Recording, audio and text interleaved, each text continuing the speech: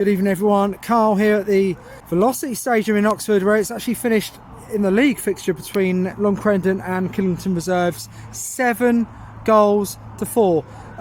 First of all, did you have a good Christmas, Ryan Davis? Not the best, no. Not the best, Just not the been best. shaking off COVID, so been out of isolation 2 days ago, so just nicely in time to get back for this game at least.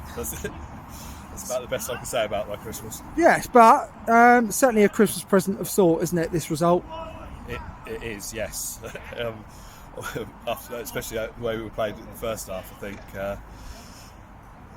it looks like a team who hadn't played for a little bit and maybe had indulged a little bit too much over Christmas. I just didn't think there was any energy or any life about us in the first half at all. And I know we scored a couple, but it reminded me of this game of six-a-side, light-hearted six-a-side, not a league game. But fair play to the boys in the second half. We still felt positive at half time that we could turn it round as long as we came out and showed the real us.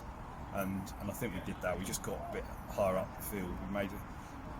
We got more in contact with them. We started to do the basics right, which was our second half started winning headers. We got tighter around them in midfield and started pressing them. Whereas it just felt we were a yard off it all the time in the first half, and we're allowing ourselves to be played round.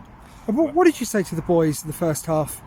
I told them that I was still very positive we could win the game. I think a lot of people would have been expecting me to tear a strip off them in there, and I probably felt like it. They're probably lucky that I've only just come out of isolation. You've not got your voice the back isn't yet. Quite up to it, but it's no point kicking them when they're down. Like, one thing you can say about these lads, they do generally know when we've not been good, and conceding 3 goals in the first half, forget that we scored a couple ourselves. They were quite soft as well.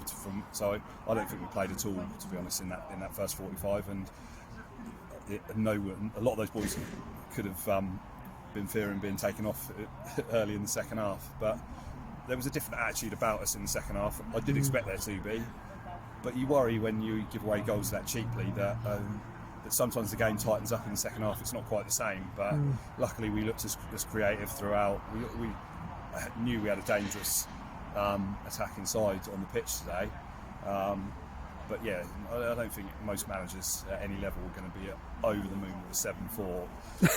It just reeks of a little bit of pub football. Yeah, I sort of felt like I was watching the Boxing Day test, to be honest, looking at the scoreline. I mean, some great individual performances second half. We have to sort of mention skipper Ollie and certainly Christian.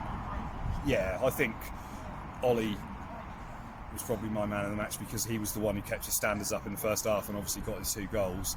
And I think he was probably the one person who could look me in the eye at half time and say that he'd been as good as I'd want him to be. Christian, we know, is just such a dangerous player, and when we have him on the side, he gives us another dimension with that ability to go off both feet. There's not many players in this league who can do what he can do. He's that good. But because of that, we expect a lot of him, and I told him I don't think in the first half it was up to what I expect of him, and it probably wasn't in the second half last week either. So he hasn't played a lot for us this season because he had injuries at the start and then obviously away at university, and it's not easy for players just to drop in when our game plan is quite grooved. So he's a great player, and he does brilliantly for us, but sometimes I say to the boys, it's not a case of we can't be that team where it's like give the ball to Christian and then everyone else switches off and we see what he can do.